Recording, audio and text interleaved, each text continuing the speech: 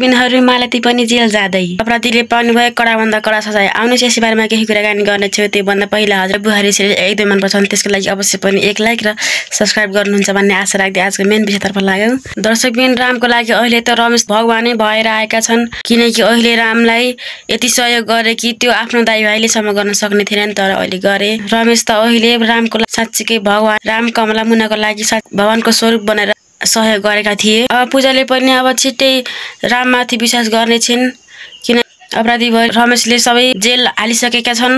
अब अपराधी पनि जेलमा जन्मकैद गइसकेका छन्। दर्शकबिन अब राम र कमला मुनाले सुख पाउने भएका छन्। अब मालती पनि जेल जाँदैछिन्, किनकि तिनले पनि ती अपराधीलाई साथ दिएकी हुन्।